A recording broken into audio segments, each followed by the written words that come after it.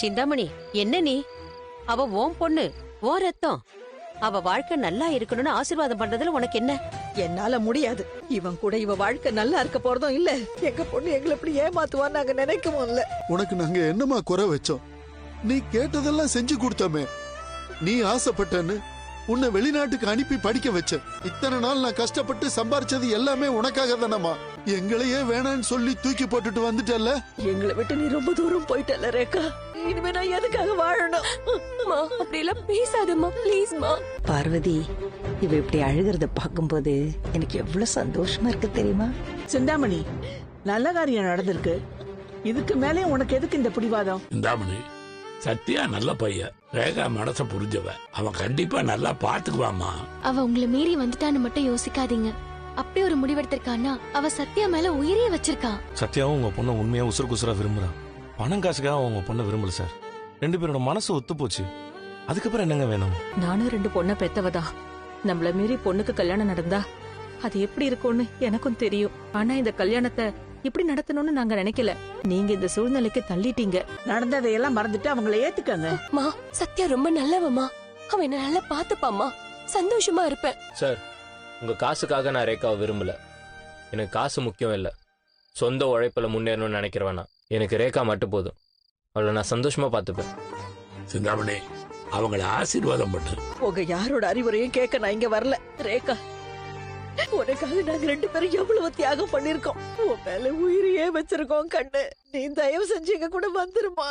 சாரிம்மா, இனிமே என் லைஃப் சத்யா கூட தான். நான் தான் சொன்னேன்ல சிந்தாமணி, இப்ப அவ நம்ம பொண்ணு இல்ல, அவளை மாத்திட்டாங்க. வா போலாம். அதான் கல்யாணம் ஆயிடுச்சு. இனிமே அவன் மேல நமக்கு உரிமை இல்ல. இத்தனை வருஷமா உன்னை பெத்து வளர்த்த நாங்க உனக்கு முக்கியமா தெரியலடி. உனக்கு 12 வயசா இருக்கும் போதே நாங்க பிரிஞ்சிட்டோம். ஆனா இத்தனை வருஷத்துல உங்க அப்பாவும் வேற கல்யாணம் பண்ணிக்கணும்னு நினைக்கல. நானும் எனக்காக வேற வாழ்க்கைய தேடிக்கல. ஏன் தெரியும், எங்க 2 பேருக்கும் நீ முக்கியம் கண்ணு. உன் வாழ்க்கை நல்லா இருக்கணும். எங்க பொண்ணா நீ மட்டும் என்னைக்குமே இருக்கணும்னு தான். ஆனா இது எதுவுமே உனக்கு பெருசா தெரியல. நேத்து வந்தவன் உனக்கு முக்கியமா போயிட்டான்ல.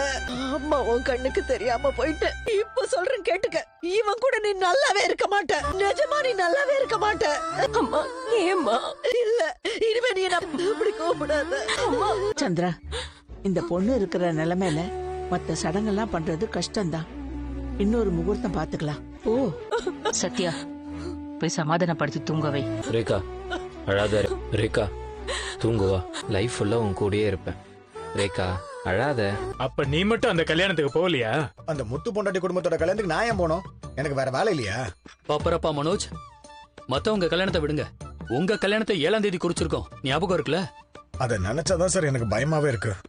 என்ன பயம்? வீட்டுக்கு தெரியாம கல்யாணம் பண்ணணுமா? அதுவும் டிவோர்ஸ் வாங்காம. கல்யாணம் முடிஞ்சு 10 லட்சம் கொடுக்க போறாங்க. அதுல 5 லட்சத்தை உங்க எக்ஸ் வைஃப் கிட்ட கொடுத்து டிவோர்ஸ் வாங்க போறீங்க. அவ்வளவுதானே? ஆமாம் ப்ரோ. படுத்துக்கிட்டு போத்திக்கிட்டு படுத்துக்கிட்டா என்ன, எல்லாம் ஒண்ணுதானே. அது சரி, ஆனா வீட்டுக்கு தெரிஞ்சா? அதெல்லாம் எதுவும் தெரியாது, பயப்படாதீங்க. Good morning boss. என்ன ஜீவா இவ்வளவு லேட்டா வர? பாஸ்போர்ட் ரினிவல் பண்றதுக்காக போனேன். பாஸ்போர்ட் எடுக்கவா? எதுக்கு? பாஸ், உங்க ஜாதகப்படி உங்க நேரம் ரொம்ப நல்லா இருக்கு. பிசினஸ் பெரிய லெவல்ல டெவலப் பண்ண போறீங்களா? அப்புறம் எங்களை ஃபாரின்ல கூட்டிட்டு போவீங்கல்ல, அதுக்குதான் பாஸ். கேடி அடிக்கடி ஸ்கோர் பண்றாளே. பாப்பரப்பா மனோஜ், ஏன் டெலிபதியை நீங்க நம்புறீங்களான்னு தெரியல. ஆனா ஜீவா முழுசா நம்ப ஆரம்பிச்சிட்டாங்க. இப்படி நம்பிக்கை இருக்கிறவங்க தான் நம்ம கூடயே இருக்கணும். ஆனாலும் எனக்கு ஒரு சின்ன பயம் இருக்கு. என்ன? நேத்து டிவில ஒரு நியூஸ் பார்த்தேன். அதுல ஒருத்தன் தான் பொண்டாட்டிக்கு தெரியாம அவன் டைவர்ஸும் வாங்காம ஒரு பணக்கார பொண்ண கல்யாணம் பண்ண பாத்திருக்கான். என்ன ஏன் கதை மாதிரி இருக்கு? ஆமா பாஸ், அதனாலதான் எனக்கு பயமா இருக்கு. கரெக்டா கல்யாண மண்டபத்துல அவன் தாலி கட்டும் போது போலீஸ் வந்து அரெஸ்ட் பண்ணிட்டாங்க பாஸ். சார், என்ன சார் இப்படி சொல்றா? ஏமா ஜீவா, இதெல்லாம் எதுக்குமா இங்க வந்து சொல்ற? முதல் பொண்டாட்டி போலீஸ்ல கம்ப்ளைண்ட் கொடுத்திருப்பா, அதனால போலீஸ் அரெஸ்ட் பண்ணிருப்பாங்க. இது எதுக்கு பெரிய விஷயம் சொல்லிக்கிட்டு இருக்க? ஆமா, இங்கதான் இந்த விஷயம் யாருக்குமே தெரியாதே. அது சரி, ஆனா நம்ம பாஸ் இன்னும் ரோகிணி கிட்ட இருந்து டைவர்ஸ் வாங்கலையே. இந்த சிச்சுவேஷன்ல பாஸ் மட்டும் கனகாவை கல்யாணம் பண்ணா இந்தியன் மேரேஜ் ஆக்ட் படி என்னென்ன தண்டனை கிடைக்கும்னு தெரியுமா சார்? என்னென்ன தண்டனை கிடைக்கும்? ஃபர்ஸ்ட் மேரேஜ்ல டைவர்ஸ் வாங்காம செகண்ட் மேரேஜ் பண்றது பெரிய குற்றம் பாஸ். அதுக்கு ஜாமீனே கொடுக்க மாட்டாங்களாம். அப்படி பண்ற அந்த ஆளுக்கு 7 வருஷம் வெளியவே வர முடியாத அளவுக்கு கடுமையான ஜெயில் தண்டனை கிடைக்கும்னு சட்டத்துல இருக்கு பாஸ். 7 வருஷமா? அது மட்டும் இல்ல, அப்படி பண்ற அந்த செகண்ட் மேரேஜ் சட்டப்படி செல்லாதான். என்னது 7 வருஷமா? அப்ப 7 வருஷம் நம்ம பாஸ் ஜெயிலுக்கு போனா இந்த ஷோரூமை யார் பாத்துக்கிறது? யோ, என்ன ஜெயிலுக்கு அனுப்பிட்டு ஷோரூம் டேக் ஓவர் பண்ணிக்கலாம்னு பாக்குறியா?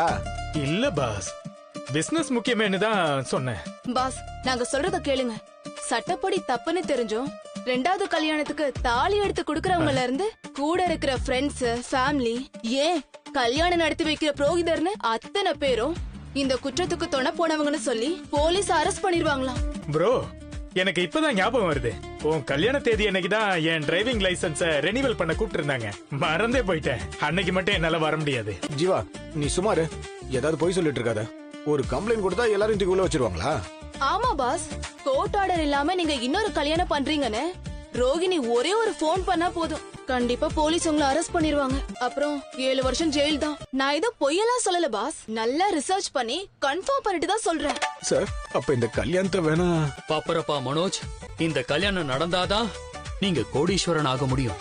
இவங்க தேவையில்லாம பயமுறுத்துறாங்க. உங்க கட்டம் இப்ப சரியா இருக்கு, அதனால எந்த சட்டமும் உங்களை எதுவும் பண்ண முடியாது. என்ன மாப்ள, எப்பவும் நான் வந்தா வாங்கன்னு சொல்லுவீங்க, என்னாச்சு? Any problem? இல்ல, இது பிசினஸ் டென்ஷன் தான், வேற ஒண்ணும் இல்ல. நீங்க வாங்க, வந்து உட்காருங்க. மாப்ள, பிசினஸ்னாலே டென்ஷன் தான். நாங்களும் பிசினஸ் ஃபேமிலி தான். இப்போதான் எல்லாம் போதும்னு எல்லாத்தையும் செட்டில் பண்ணிட்டு இன்வெஸ்ட்மெண்ட் மட்டும் பாத்துக்கிறோம். என்ன திடீர்னு வந்திருக்கீங்க? இந்தாங்க மாப்ள. எதுக்கு பணம் கொடுக்குறீங்க? இதுல 50,000 இருக்கு. இதுல நீங்க Dress வாங்கிக்கிட்டு ஜோசியருக்கும் உங்க ஃப்ரெண்ட்ஸுக்கும் Dress வாங்கி கொடுங்க. கல்யாணத்துக்கு எப்படினாலும் புது Dress போடணும்ல. நான் ஒன்னு சொன்னா நீங்க தப்பா நினைச்சுக்க மாட்டீங்களா? சொல்லுங்க மாப்ள. கல்யாணத்தை எனக்கு டைவர்ஸ் கிடைச்சதுக்கு அப்புறம் வச்சுக்கலாமா? ஏன், என்னாச்சு? எதனால? இல்ல, வெளியில யாருக்காவது தெரிஞ்சா லீகலா பெரிய ப்ராப்ளம் வரும். அப்படியெல்லாம் ஆகாது. நான் ஒண்ணு கல்யாணத்தை ஊரறிய பண்ண போறது இல்ல. நம்ம வீட்ல சிம்பிளா தான் பண்ண போறோம். மொத்தமாவே ஒரு 20 பேர் தான் வருவாங்க. அதனால எந்த பிரச்சனையும் வராது, யாருக்கும் தெரியாது. அப்படி ஏதாவது ஒண்ணுனா நான் பாத்துக்கிறேன், நீங்க பயப்பட வேணாம். அதான் சொல்றாங்கல்ல, எல்லாம் நல்லபடியா நடக்கும். மாப்பிள்ள, நீங்க டென்ஷன் ஆகாதீங்க. முதல்ல இந்த பணத்தை வச்சு எல்லாருக்கும் Dress எடுத்து கொடுங்க. சரிங்க மாப்பிள்ள, எனக்கு கல்யாண வேலை நிறைய இருக்கு, நான் கிளம்புறேன். வரேன் சார். இந்த 50,000 பணத்தை பார்த்தா எனக்கு பயமா இருக்கு சார். ஒருவேளை ஜீவா சொல்ற மாதிரி கல்யாணத்தன்னைக்கு ரோகிணி போலீஸோட வந்துட்டா ரொம்ப அசிங்கமா போயிடும்ல. பாப்பரப்பா மனோஜ், எதுக்கு எடுத்தாலும் இப்படி பயந்து நடுங்கினா எப்படி? ஒரு பிசினஸ் மேனுக்கு முதல்ல இருக்க வேண்டியது தைரியம், அதுவும் ரிஸ்க் எடுக்கிற தைரியம். அதுக்கு இல்ல சார், சட்டம் இவ்வளவு ஸ்ட்ராங்கா இருக்கு. பாப்பரப்பா மனோஜ், திரும்பவும் சொல்றேன், கட்டம் சரியா இருக்கிறவன எந்த சட்டத்தாலையும் ஒன்னும் பண்ண முடியாது. இப்போ உங்களுக்கு இருக்கிற நிலவரப்படி சுக்கிரன், புதன், குரு எல்லாருமே சப்போர்ட்டா இருக்காங்க. நான் சொல்றத நம்புங்க. உங்களோட ஜாதகத்தை நல்லா பார்த்ததுனால சொல்றேன், உங்களோட நேரம் உச்சத்துல இருக்கு. அதுவும் இப்போ ராகுவும் கேதுவும் சைக்கிள் கேப்ல பூந்து உங்களுக்கு ராஜயோகத்தை கொடுக்க போறாங்க. சார், நிஜமா தானே? நான் இதுலயும் மாட்டிக்க மாட்டேன்ல? நடக்காது. இந்த செவ்வாய் இருக்கானே, அவன் உங்க அத்தை தேவிகா வீட்டு வாசல்ல வாட்ச்மேன் மாதிரி நின்னு போலீஸ் வராம பாத்துப்பான். சார், அப்ப இந்த புதன் என்ன சார் பண்ணுவாரு? புதன் ரோகிணிக்கு இந்த விஷயத்தை தெரியாம பாத்துப்பாரு. அப்படியே தெரிஞ்சு போலீஸ்க்கு போன் பண்ணாலும் அவங்க போன்ல சிக்னல் வராம பாத்துப்பாரு. சார், நிஜமா தான் சொல்றீங்களா? நான் சொல்றதெல்லாம் 100% உண்மை. அப்போ அந்த குருன்னு ஒருத்தர் இருப்பாரு, அவரு? குரு பகவான் தான் எல்லாமே. அவர் இல்லாம இங்க எதுவுமே இல்ல. அவரு உங்க கல்யாணம் அன்னைக்கு உங்க தலைக்கு மேல நின்னு ததாஸ்தூன்னு ஆசீர்வாதம் பண்ணுவாரு. இப்ப இந்த 3 கிரகங்களும் ஸ்ட்ராங்கா சப்போர்ட் பண்ணும்போது நீங்க எதுக்கு பயப்படணும்? தைரியமா போய் இந்த 50,000க்கு Dress எடுங்க. சூப்பர் சார், இதுக்கு மேல நம்ம எதுக்குமே பயப்பட தேவையில்ல. ப்ரோ, நீங்க வாங்க, நம்ம போய் Dress எடுக்க போலாம். நானும் புது Dress எடுத்து ரொம்ப நாள் ஆச்சு. நானும் பட்டுப்புடவை வாங்கிக்கிறேன் பாஸ்.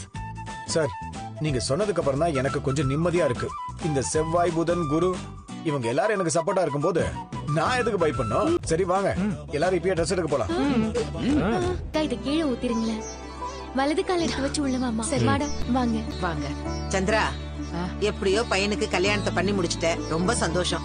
சத்யா, இங்க கல்யாணம் வச்சிருந்தா நாங்களும் வந்துருவோம்னு சொல்லி கிராமத்துல போய் முடிச்சிட்டு வந்திருக்கேன். ஐயோ அங்கிள், அப்படிலாம் ஒண்ணும் இல்ல, சூழ்நிலை அந்த மாதிரி ஆயிடுச்சு, அதனாலதான் கூப்பிட முடியல. ஆமா சார், உங்க எல்லாரையுமே கூப்பிட்டு பண்ணணும்னா எங்களுக்கும் ஆசை. ஆனா நடந்த பிரச்சனைலாம் உங்களுக்கே தெரியும். பரவாயில்ல முத்து, எல்லாம் எனக்கு தெரியும், சும்மா தான்ப்பா கேட்டேன். ஏதோ ஒண்ணு நல்ல விதமா கல்யாணம் முடிஞ்சு போச்சுல, அதுவே எனக்கு ரொம்ப சந்தோஷம்ப்பா. வர முடியாதவங்களுக்கு வீட்டுக்கு மேல ஒரு சின்னதா விருந்து ஏற்பாடு பண்ணிடுறோம். எல்லாரும் வந்துருங்க, சிறப்பா பண்ணிடலாம். சரிப்பா முத்து. சந்திரா, பொண்ணை கூட்டு போய் விளக்கேத்த சொல்லுமா. வாமா.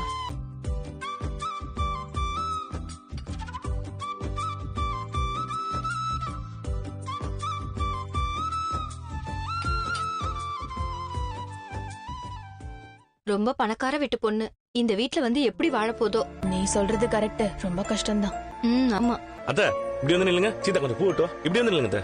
ஏய் 2 பேரும் காலைல வந்து ஆசீர்வாதம் வாங்க. இந்தம்மா நல்லா இருங்க, எழுந்துருங்க. சத்யா மாமா கிட்ட ஆசீர்வாதம் வாங்க. அத்த அதெல்லாம் ஒண்ணு வேணாம், நாங்க என்ன பெரியவங்களா? மாப்பிள, இந்த வீட்டுக்கு எல்லாமே நீங்க தான் மாப்பிள. உங்க ஆசீர்வாதமே இவனுக்கு வேணும். போங்க ஆசீர்வாதம் வாங்கிக்கோங்க. இந்தாங்க. நல்லா இருங்க ரேகா. புது இடம் எப்படி இருக்குமோன்னு எந்த பயமும் வேண்டாம். அதெல்லாம் எனக்கு எந்த பயமும் இல்ல. நான் இத்தனை வருஷமா அப்பா அம்மா கூட இருந்திருந்தாலும் 2 பேர் கூட தனித்தனியா தான் இருந்திருக்கேன். இதுக்கப்புறம் ஃபேமிலியா ஒன்னா இருக்க போறேன். எனக்கு இத்தனை பேர் கிடைச்சிருக்கீங்க, எனக்கு இதுவே போதும்.